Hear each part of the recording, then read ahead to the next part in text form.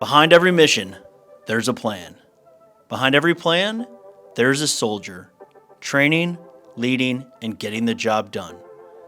This is the Kentucky National Guard's G3 podcast, where we share the stories, lessons, and leadership that keep our Guard always ready, always there.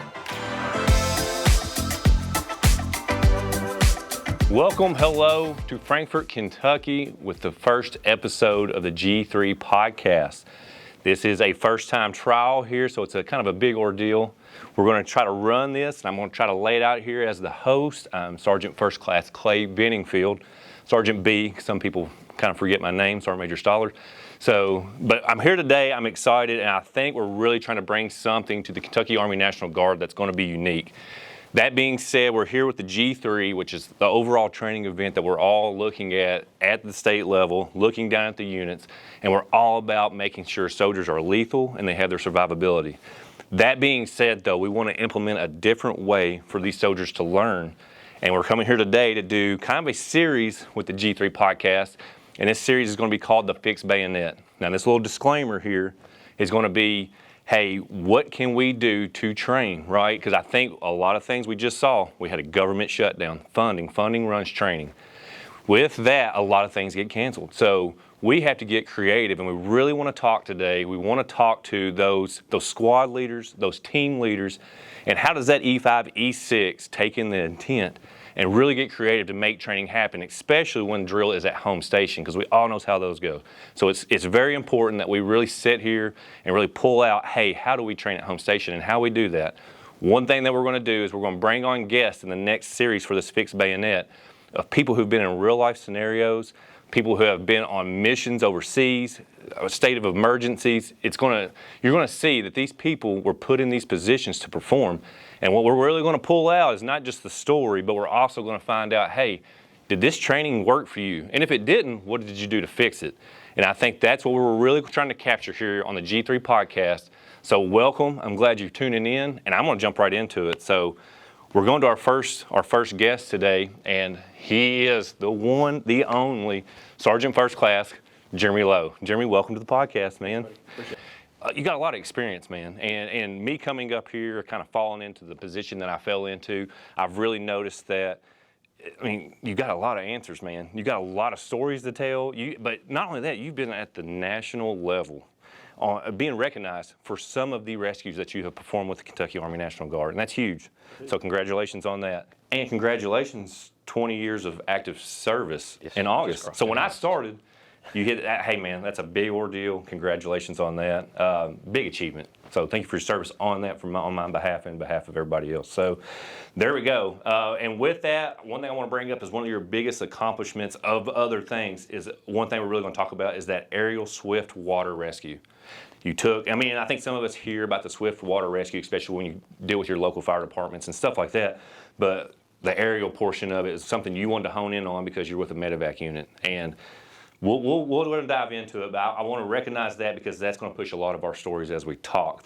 You were a Marine, the wars in general. So you push in 2003, you go back in 2005 with the Guards Marine, and then you go to Afghanistan in 2020.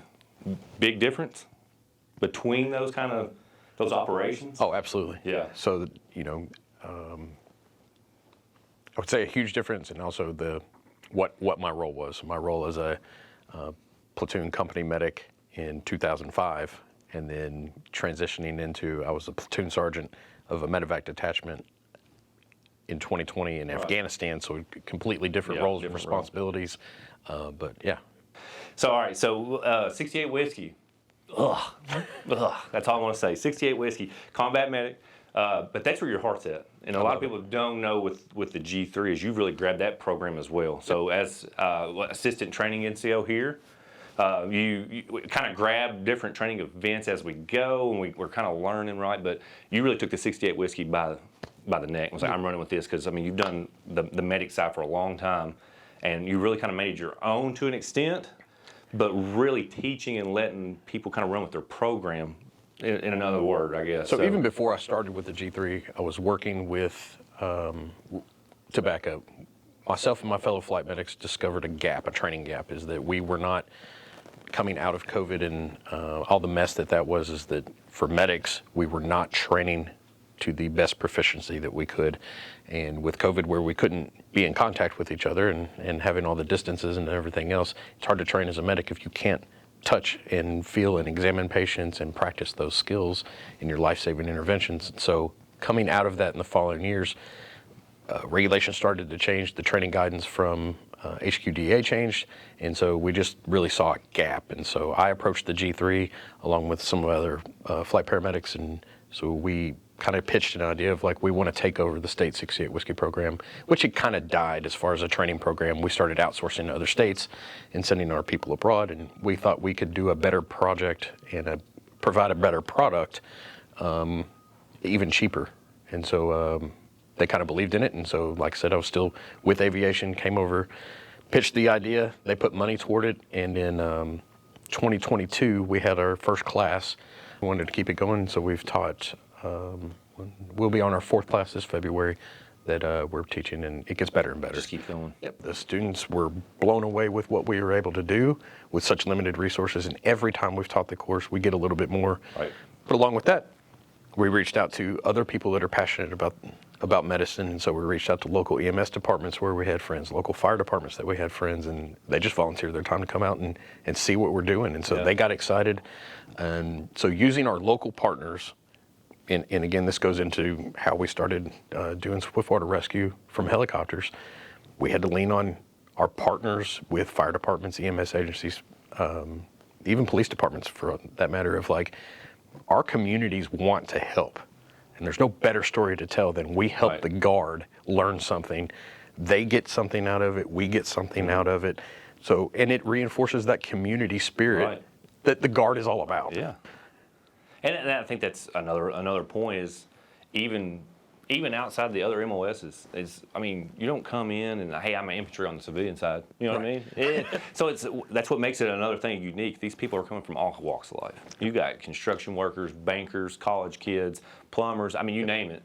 And that's what makes it. And they come in and you get that once a month, you get them, and it's like, hey, we have to focus on training. We have to maximize every moment that we have. And with a 68 whiskey, I can't imagine. Because you're like, hey, I was plumbing all week. Yep.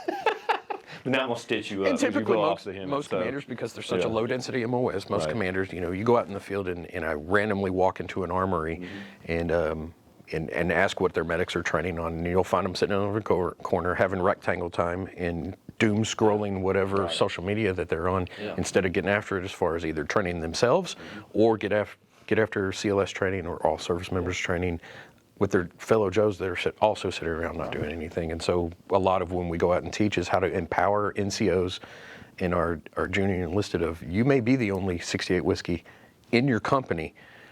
So how do you have a conversation with your platoon sergeant, your first sergeant, or your commander of, these things are important too. How do I integrate tactical combat casualty care into the medal training that's going on? Like, how do I integrate this into without taking away the commander's time? The commander and first sergeant have such a limited time to be able to train what they need to train. Medical skills are also important. How do I make and mash that together? And so a lot of times we give them training strategies about how to approach that conversation, how to get involved in the planning cycle to be able to find that little bit of white space where you could really make a difference. Well, I mean, that's interesting, especially with the 68 whiskey side of things. But let's push on into a big part of your success, and that's being in the aviation, that medevac. So you're in the flight medic field, right? And with that, what kind of where the start was, from what I'm gathering, was like about 2015. Yes. We really started looking at that swiftwater rescue, the aerial version of it.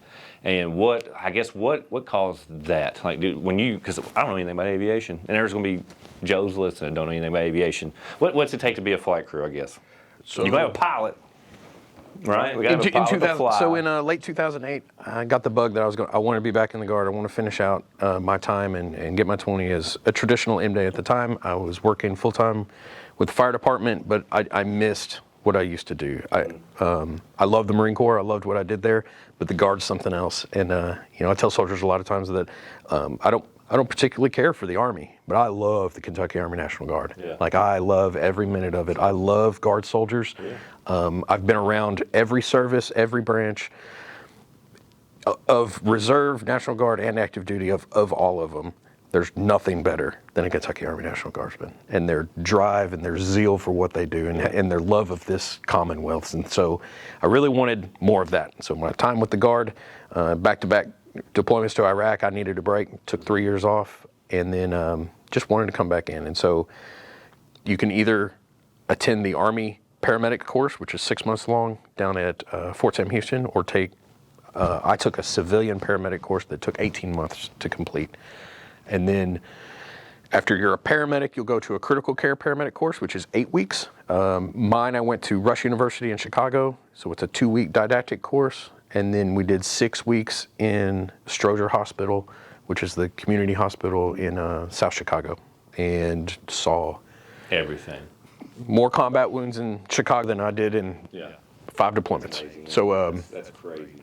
You'll do that, and then once you're done with all your schooling, you'll come back, and then you have a year to progress in the aircraft. So doing RL progression, which is essentially your flight instructors and your pilots teaching you how to be a good aircrew member, and your roles and responsibilities of what it takes to be a part of an Army aircrew, and the responsibility that it is. And it's a lot of work, and it's a lot of time.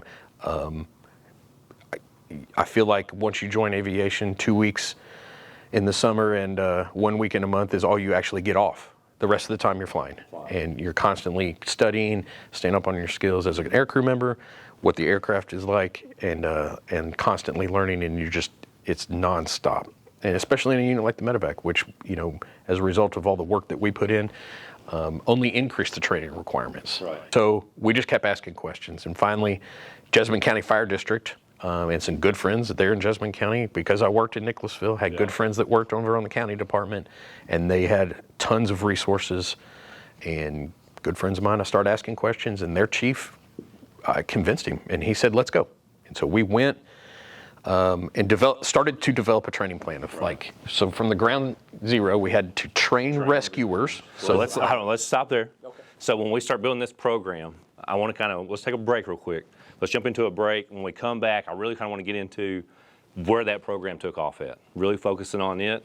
And when we jump back in, we'll take off from there. And I really want to examine this helmet too while we're at it. So you can wear it. All right, let's do this. So we'll be back with Sergeant Lowe.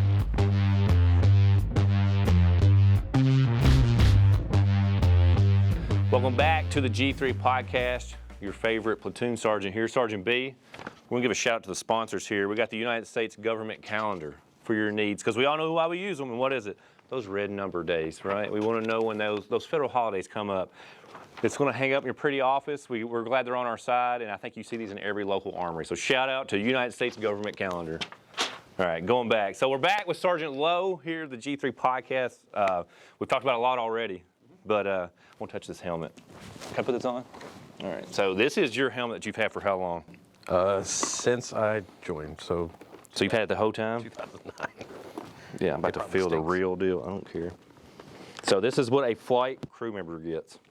Does everybody get one tailored? Yes, it's fitted to you. So Oh my, I can't hear anything. How's the visor work? Help me out. I didn't even play with this thing. All right, so I already feel it, man. You feel important with this thing on. So air crew members, they all get this helmet. High speed, I know somebody's dropped the line. Get to the chopper. You ever said it? Be honest. We have. Yeah, that was, and if y'all didn't know that was dead on Arnold Schwarzenegger. But yeah, this is awesome. Yeah, this is legit. So, is this like, all right? Let's do a little sidetrack. Music. I know what music you love. On your deployments, did you ever get into like some music where y'all run them through your comms? So let's be honest. So no and yes at the same time. So much later, I got a device that it's a Bluetooth device I could hook in between my helmet and the communication system of the aircraft that connects to my phone. So the intended purpose is when we go on rescues, I can make a phone call and talk through my helmet to ground rescuers. So if somebody's on the ground and we're coming in, and I used it more than a few times, I could make a phone call and talk to them to get us closer to the area, but then also, yes, I would also You got jam out. listen Morale, man. to my And for those that are death metal. yeah, just listening and not watching, I just put on Sergeant Lowe's flight helmet. It's part of the crew. Talking about music, we all know it. Does ever like we all know, even on mobs and stuff? Like, did you ever like fall back into some music that you just totally don't listen to now? Oh no, I'm a metalhead. I mean, I know I'm a you're pure metalhead. metalhead. But that is the morale. I would totally hook some kind of bebop up to this and just be jamming. So, all right, enough said with that. Let's get back on track. There's my ADHD kicking in. All right, so we were talking about the Aerial Swift Water Rescue. Shout out to Sergeant Parker. I did get to meet him. Great guy. He at that time, what was y'all's ranks? Do you remember? We are E6s or E6 and he's an E5. Okay, so we got a staff sergeant and a sergeant. So there you go. We got the squad leader, team leader. So perfect what we're talking about. And y'all had this concept, right? We have the equipment. Might not have the funds, but we have the equipment. So we didn't even have all of the equipment. So Okay. we had helicopters, Right. we had rescue hoists, and motivated crew members that wanted to do this. And so there was a moment where we came up with a pretty good plan. We had briefed the commander about it, and then it was, let's talk to the team and see what the team thinks. And the medevac's a pretty small unit, 30, 35 people. Pulled them in a room, Yeah. showed them some videos of like, this is what other states are doing. I think we can do this. And they were sold. And so we do it. said, okay, part of that plan in thinking about this and how to relate this back to the young E6, E5 that really wants to get after training, it's not just in the planning, it's also a real hard look at yourselves and where you are as a unit or a team. And so that was the hard look we had to take of like, we're not good enough yet. So we started at square one, back to the individual tasks, the base tasks of how we need to be better at flying in all of our individual crew tasks. And so that was where we started in 15 is go back to basics, get really good at those. Right. We had an AT scheduled at Muscatatuck training area up in Indiana, and they have a flooded village. So it's 6 or 8 houses in a pond, and they're on stilts. And this is set up for this event. Well, it's set up for water rescue or water training. Yeah. And so Homeland Security up in Indiana and Department of Emergency Management in Indiana, they use that area a lot.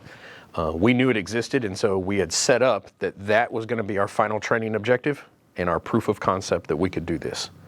And so then all through 16, we're practicing these skills in open fields, like not even hoisting to a tree. It was in gigantic open fields where there's no risk to anybody. We're practicing hitting an X we painted with fluorescent paint in the middle of a field. Can you get me on that? And then we would make the target smaller and smaller, and then we parked our pickup trucks, GSA vans, things like that. Can you put me on top of that? Yeah. Can you hoist down and do that? Training. And it's Black Hawk. basic. We just kept yeah, pushing the level just a little higher, a little more complex, more victims, more complex environments. And then how do we react to that? Right. And we weren't always successful, and about every time we would do and try 2 or 3 things, something would go terribly wrong. And I don't mean terribly wrong like somebody fell out of the helicopter, but something would be like, we couldn't communicate. All right, stop, everybody back up, let's fix that problem. Yeah. Why is that not working? Yeah. Or hand and arm signals, why aren't you understanding me? The tape that you see on my helmet, that was a later invention of what we figured out. When you put somebody down in a rescue environment and they're fully camouflaged, they're fully camouflaged and you can't see them anymore. And so my hand and arm signals, he can't see because my gloves are green. And now my helmet is black-brown, depending on what version of helmet you have. And so we put a fluorescent taped cross on it and started using head signals to tell the hoist operator, who could be 150, 200 feet above you, if I'm nodding my head up and down, he can see that. Yeah. As opposed to just my camouflaged body disappearing in the environment. Right. And rewriting the SOP per se, y'all were doing it right there. Yep. So, you're building your own training plan. And that's, right there, just those little techniques that y'all are doing and just going back to the basics but building yourself up, it's no different than somebody in a Humvee, right? It's your gunner, it's your troop, commander, your TC, all that. They all got to work together, your driver, and that's where those hand and arm signals came in. And that's where, knowing how to fill a radio, just basic stuff that when you put all those problem sets together in a environment where you have an objective. So just to take this back to just a convoy from point A to point B to drop off troops. If your radios fail, You can't talk to QRF or security or an aircraft. Now, if you throw in an IED, to just go back to the GWAT, or a combined arms attack, and you take casualties and you can't talk to anybody, how are you getting help? How are everything starts to fall apart. So having that base fundamentals of all of the skills needed to get you don't even have to overcomplicate it. But can you do those things? If you can do those really well, then make it more complex. Add more things into it and keep pushing the training envelope. So in this case, it went all the way up to 2016. We spent an AT. We spent the first week training in that environment, putting people, and we took fire department with us. They went up there and we had boats in the water for safeties, put people on these rooftops, and then went out and did it. And one of the first things we discovered in a practical environment is, at the time, we were doing really low hovers, around 30 to 50 feet.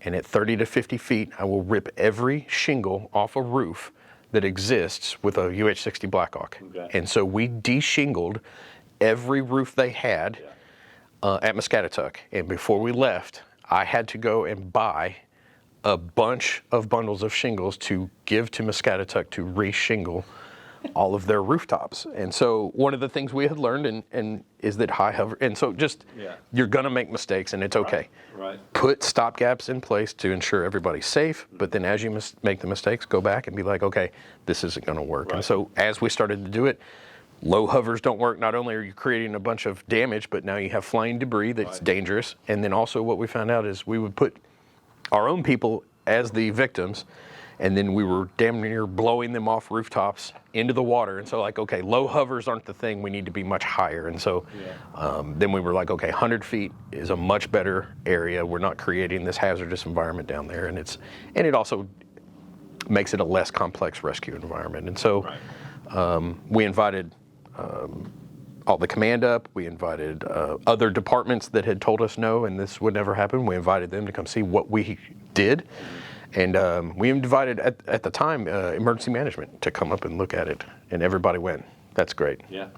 And then the next thing out of there, well, it was wow because it's a helicopter. Everybody thinks everybody loves they're it. Amazing. Guys hanging out of it, And then I was like, this asset's available to you. Look at what we can do. We just need, a little more training, a little more money. This can be available to yours. And all the emergency management told us no. It just wasn't going to happen. Yeah. And so that was a big deflate, we took it as a kind of a defeated, but we believed in it. That's it. That's all that matters. Myself and Sergeant Parker had many conversations late at night of we're gonna get a call one day. Yeah. It's gonna happen. Right. We just keep training. I want that thought to be with every soldier out there, that eventually it's going to be you. It's going to happen. It don't matter if it's overseas, if you're going to a combat zone, if we're at a state of emergency, whatever. Somebody's going to call you to do it's eventually they're going to want you to do the job, and you're going to be that person. Like you said, number one, you got to believe, you got to train, but when it comes, are you ready? And that's the whole purpose of, hey, let's not just stand around. Let's start training. Right? Go out to the motor pool, figure it out. Go over here in this parking lot. Get out here in the drill hall. There's so many little things that you can be doing to build that team, to build that cohesion. And then when that time comes, you're going to be as lethal as you can be, and you're ready. And that time's going to come for you, obviously, believing in something that somebody still wasn't going to invest in. So 2017 was our time. We got called to go to respond to Maria and Irma, the two Cat 5 hurricanes that hit the Virgin Islands and Puerto Rico. And so while we got told we're going to go, on very short notice, loaded up 2 helicopters on C-17 and flew down to the Virgin Islands and started doing search and rescue, and did our first hoist down there. So that was the first one. It was the first time we ever got called to go do this, but as a result of, in my opinion, of my brigade commander at the time, the state aviation officer was like, we have this capability, and when the call went out from a territory, we need help, and so we went, and we were very successful. Yeah. We did a lot of good work down there, not only doing search and rescue in the first day, but then the recovery after, all these injured people showing up to the one local hospital they had in the Virgin Islands, and then flying very critically injured people over to Puerto Rico to a better hospital. But then we're in the middle of that operation when the next hurricane hit. Came right behind it. So we sheltered in place, put the helicopters in a giant concrete hangar, sheltered in place, and then as soon as it passed, we were right back to work. And we were down there for about a month supporting those rescue operations. And so came home with like, okay, hey, we did it. Look at that. So then it came home, started beating the bushes again of like, we can use this here in the state. And it wasn't for 2 more years. 2019, when we did our first rescue in the state of Kentucky. And we picked somebody up out in Red River Gorge, a patient that they couldn't access due to the remoteness of the area. And so we went out there and performed that rescue. And So we went from hurricanes, first rescue. Saw we were successful. So everything we implemented in our training, we went down, you got called up, you do it, you come back, we're like, hey, we can do this, right?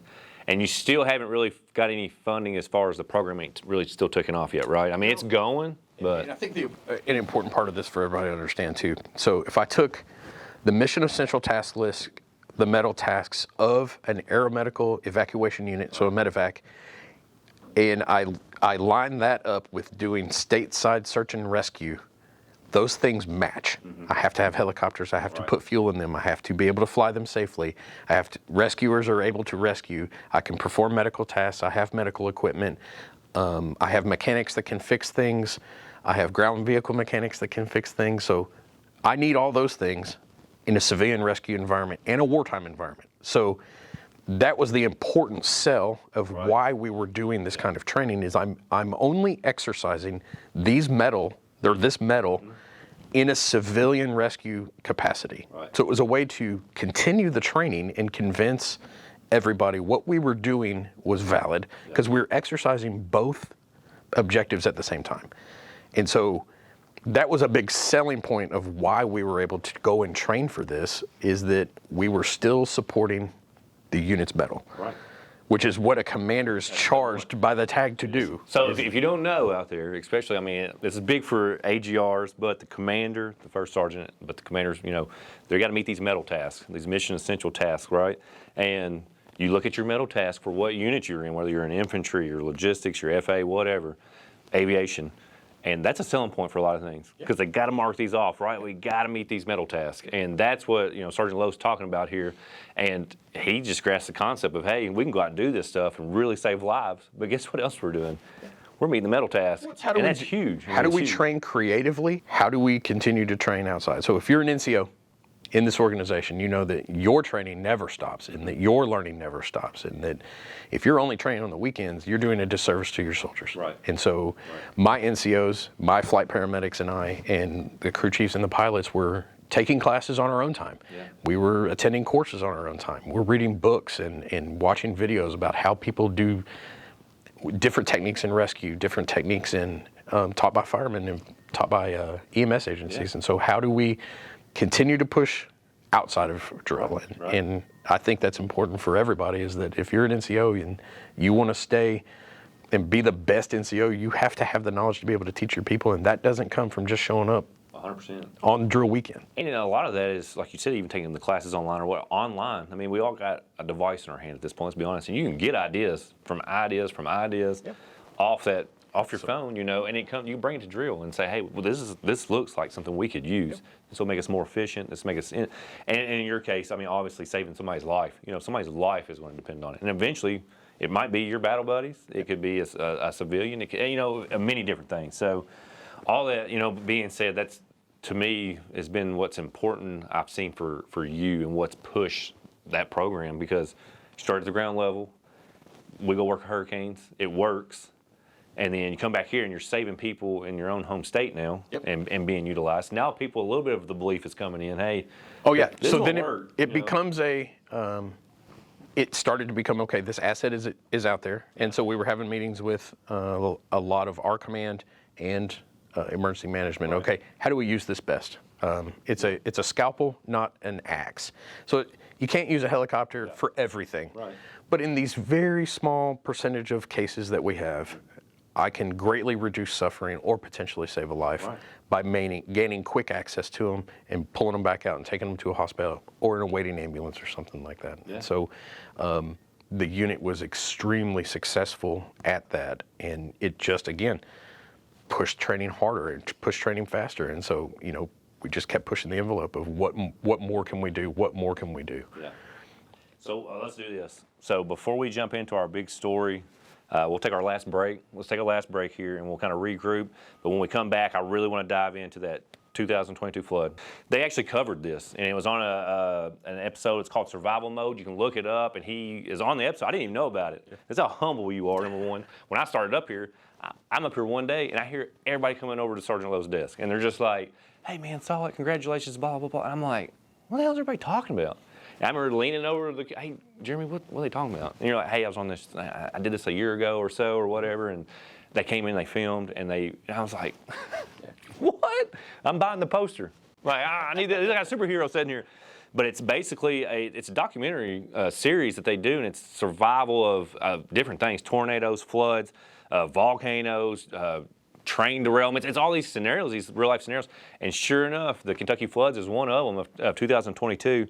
And it was huge. And so to me, it is huge. But I want to dive into that story. We'll really kind of talk there and kind of round out what's left of the podcast. And I want everybody to hear that story because I think everybody's been anticipating that part anyways. But with the build up and everything else. So when we come back from break, we'll jump into that. How about that? Sounds great.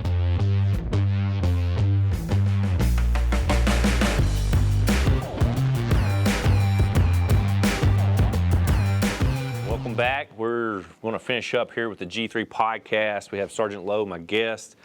We've already done a bunch. We've built this program of swift water from an aerial, and we've saved people at this point. And then one of the biggest events that's been covered is the 2022 floods in Eastern Kentucky. And I would like for us to kind of go into that of you tell the story. And let the listeners really know that, hey, this moment, we were prepared as much as we could for. And sometimes when you're prepared, it don't work out the best, but you went in and you saved some people that were doomed. Let's be honest, they were doomed. It was the last hope, and you showed up.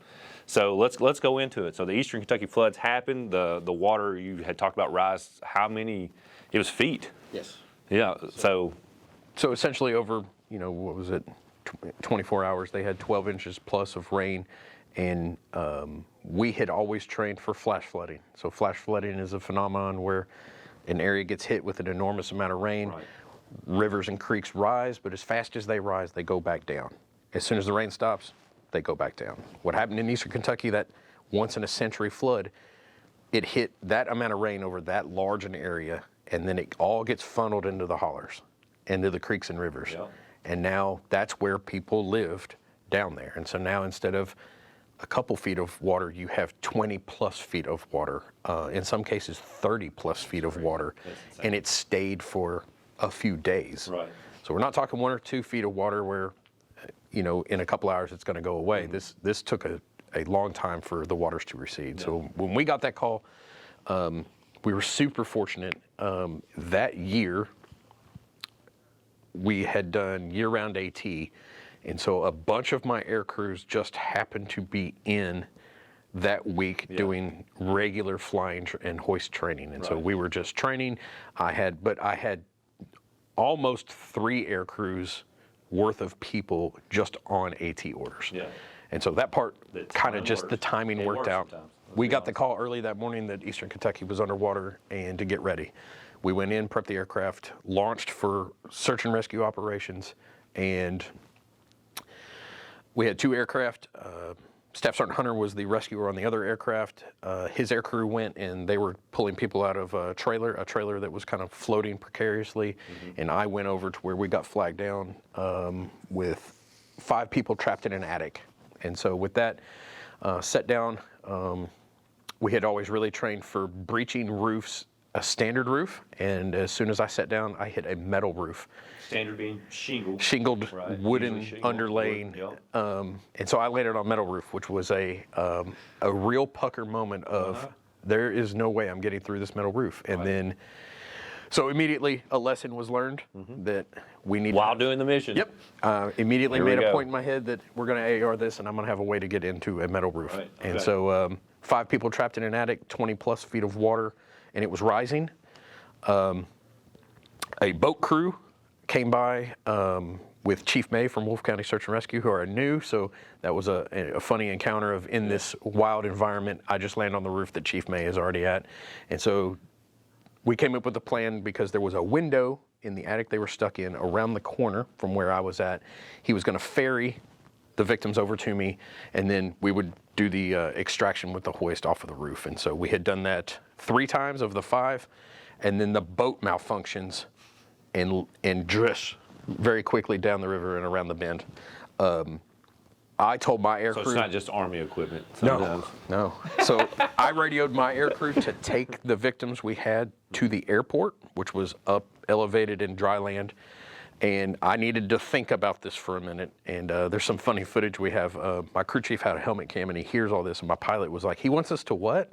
Leave? What's he going to do? And I was like, I'll be okay. So you're telling him to leave you? Yes, leave me there. Okay, all right. While I think about how I'm going to do this. I called Staff Sergeant Hunter in his aircraft and said, I need Hunter over here with me. And you're in this attic? I am standing on a roof. You're standing on the roof. Surrounded by floodwaters. Okay, that's it. You're out there. Yep. Okay. The other aircraft comes over and does a hover, and they put Staff Sergeant Hunter on the roof with me.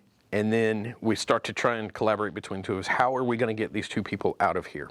And so I came up with a plan. Big 8-foot piece of webbing and 2 carabiners is what he had.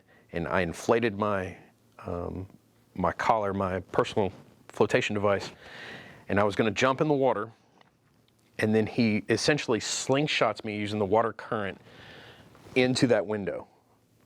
And then once I'm in the window with them, I can get them ready. He scampered up to the peak of the roof over top of the window and would direct the rescue basket down to me where I could load the patient safely and then pull them out. Yeah, so it's shake and bake, right? You're going to slingshot around. Here we go. Yes. And this was all on a whim. Like we just, playing here. All right. Do it right there. And we had a conversation about, like, is this the best we can come up with? And that was the best we had at the moment. And so water was rising.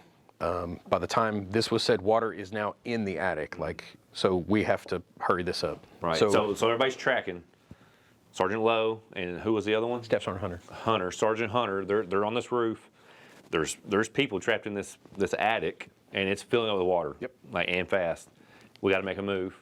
We're going to do this slingshot trick here.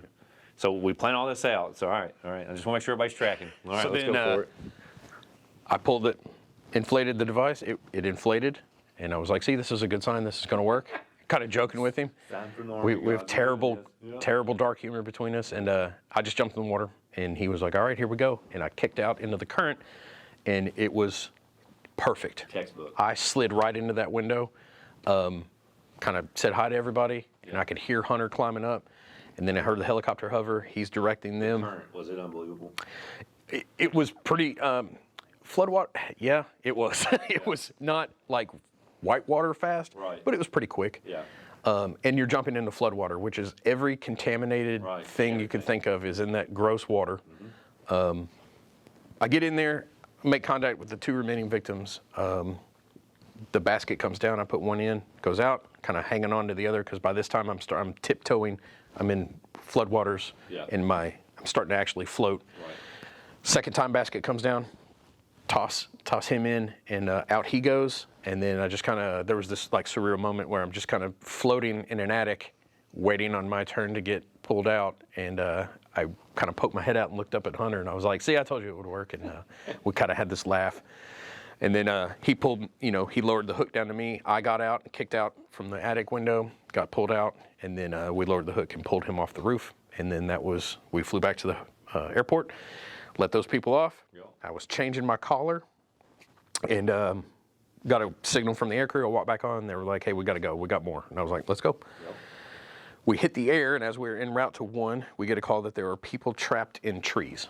And this was where the episode that we filmed catches their story. But from our perspective, state police was in the air. We had our helicopter, but multiple reports that there are people stuck in trees. And that was a nightmare to you? Yes. So when they said stuck in trees, I have this other flashback moment to one of my trainers and a longtime friend, Chad Greathouse, who is a world-renowned instructor in swiftwater, and he had said to me one day that we needed to train on pulling people out of trees. And I didn't think it was a worthwhile avenue because in flash floods, it'll be the lower branches that they're on, and then the water's going to recede relatively quickly. And so I just kind of was like, yeah, like, let's think about that. And then just kind of moved on toward other training. And then they said people are stuck in trees, and Flashback. I had this moment, and then I started kind of chuckling to myself and was like, well, let's go look. Yeah. And the least we can do is like see. So we flew to the first one. He was in an eddy, which is a slower portion of the current off to the side, and kind of positioned ourselves over top of him. We were probably 200 feet above him. It's hard to tell what shape he's in, but it looked as if he was just hanging onto a tree. And I was like, okay, it doesn't seem that bad. You know, we can do this. So my crew chief puts me down right next to him, and I sink to probably my waist, a little higher in water. And then I look, and he's not hanging on. He is hugging the tree, but his foot is caught in the crook of a tree about 4 foot off the ground. And he's a pretty big guy. And so he had been stuck hanging by his foot, and he's holding himself up out of the water. And so I managed to twist his foot and kind of push him up, got his foot unstuck, grabbed him, put him on the rescue seat, pulled him up, got him in the aircraft. He immediately collapses. He's just ice cold. He's hypothermic. Flew him to the airport, got him offloaded. We started warming him up. EMS is coming on the way to him to pick him up, and right back out we go for the next one. So jump back in the aircraft. We take off looking for the next customer, and we get a call for another one stuck in a tree. And I was like, okay, let's go look at this one. I did it one time. How hard could it be? Right. And first time went pretty good. Yeah, It went pretty good. So you're already like, all right, I'm a pro at this. Yeah, I'm great at Bring tree it on. rescues. I got it. All right. I'm 1 for 1 tree rescues right now. Flew to the next one. She was 8 to 10 foot off the top of the water on a big branch. So now this complicates things, because now my crew chief is 200 feet above, has to lower me to a point in space. He can't really judge distance that far from above, at a point in space, and essentially kind of swing me under the canopy to where she's at. So they're doing, this is where that air crew training comes in, of like, we all acting as one. He is the eyes and ears and working the cable. The pilots are piloting the aircraft, talking on radios, and so everybody's fully team focused. And then I really have the easiest job, and I'm just kind of hang on like a dope on a rope and just wait for them to swing me into spot and try to do. Coming in like Batman. Here we go. All right. But going down to that, I'm like, this is going to be a rough one, because it's hard for my crew to figure this out. So I'm trying to communicate with him. Radios are always a problem. The radio was in and out. Hand signals, everything I can do. He gets me essentially underneath her. So I'm looking at her feet are about eye level to me, and there's a branch, and I hang on to it with one arm and kind of hold myself there. And this is about as best as I can get. I have the rescue seat attached to me. I put the seat out, and I was like, honey, you just got to jump. And she just kind of looked at me and was like, there's no. And I was like, terrified.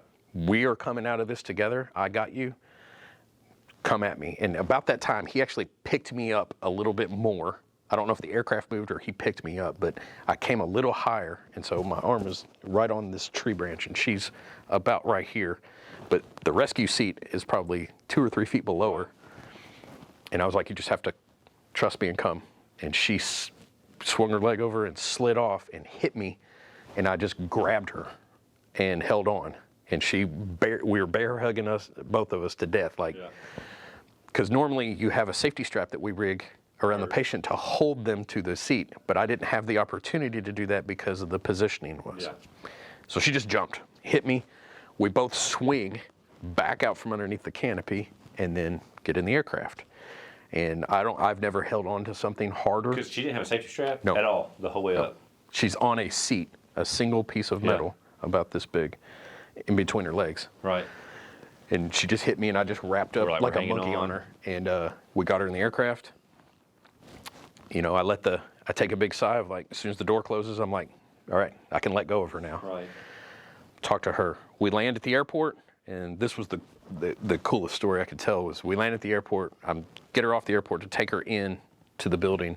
She just breaks down. I've lost everything. I don't know where my kids are. I don't know where my husband is. And I was like, look, we're out getting everybody.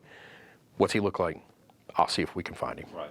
She starts describing this dark-haired gentleman that I just picked up. And I was like, is he a bigger guy? Like, a little taller, dark hair, like wearing blue shorts? And she was like, that's him. About the time a family member of hers runs out and was like, they found him, he got him, he's at the hospital. And so they were married. So you saved the husband and the wife. Yeah, in Didn't even know. two different trees, Right. Probably half a mile apart from each other. And so got her reunited. And we kept going for the next three days. And even longer than that. The rescue stopped after about 3 days and then goes into recovery and assistance. And so we were airdropping water, doing welfare checks for these isolated communities that were just, the bridges were cut off, the roads are washed out, bringing them food and water. And so lessons out of that. Yeah, let's bring it in. Yeah. That's a lot to take in, but hold on, number one, that was amazing. Once again, that unbelievable, saving people's lives, and all the training you did to do it, it paid off, obviously. And sometimes you got to be, once again, you got to be creative, and just that life-saving movement that you did, and we save a family. Like, that's amazing, man. So, but yeah, let's bring it in with what was the lessons learned off this, one of the biggest things you've done right here. So what was good and what was bad? You have to stay the course in training. Like, don't stop at proficiency. At okay, we can do it. It's not perfect. Do it until you can't get it wrong anymore. Like, we have exceeded all the standards on it, and then make it more complicated and keep pushing the envelope. And that's what made us as a unit successful.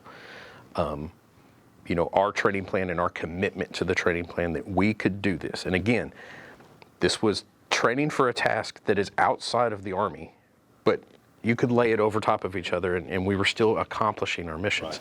So in order to prepare for this, we just found a more creative, fun way to do it that could be useful in other applications.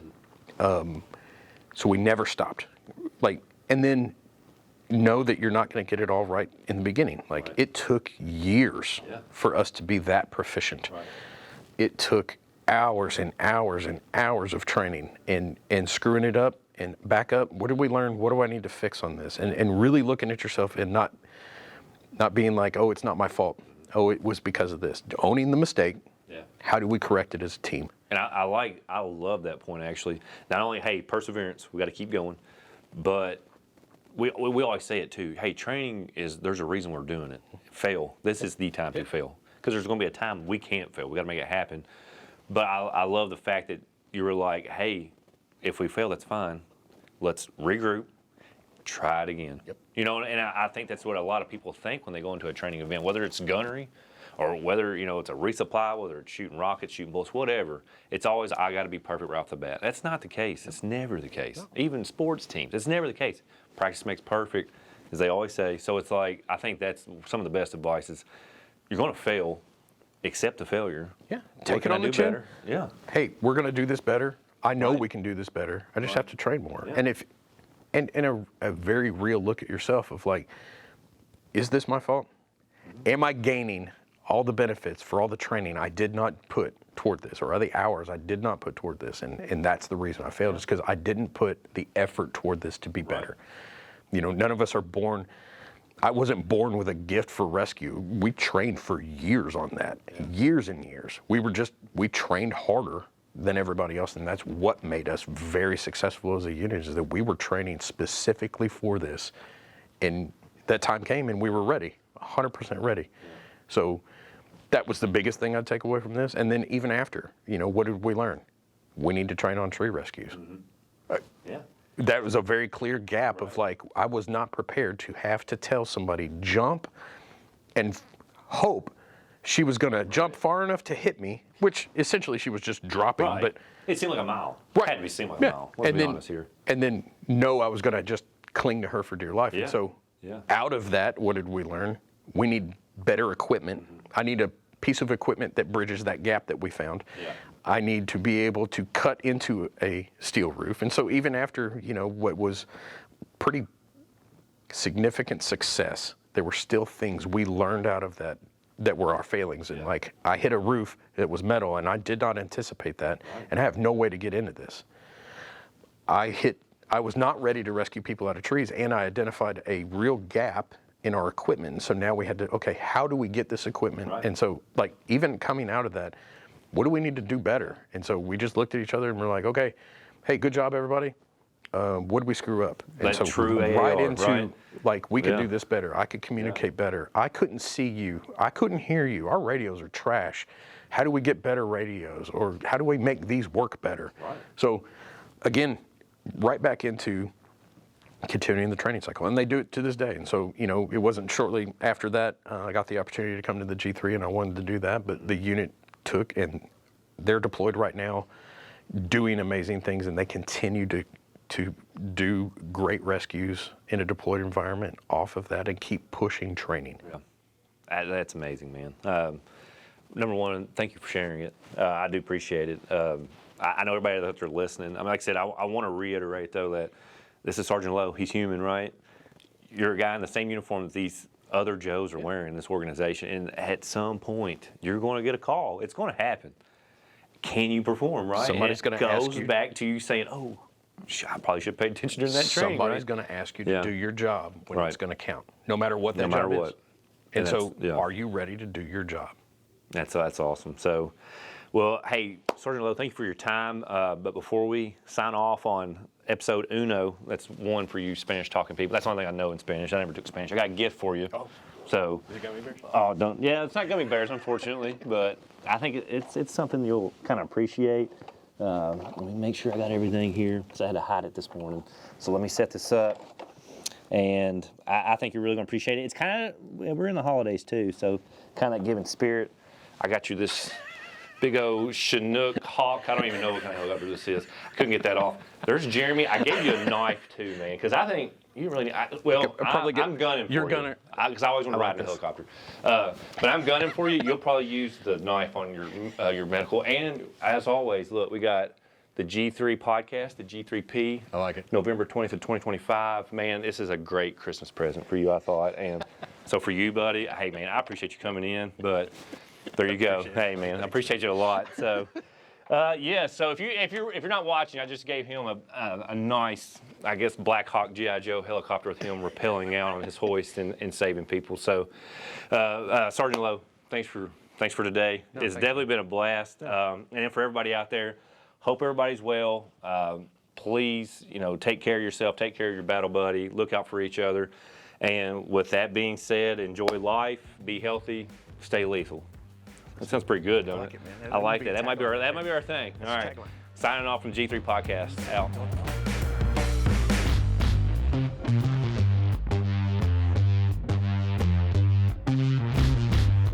Thank you for joining us on the Kentucky National Guard G3 podcast, where we bring you the voices and stories behind the mission.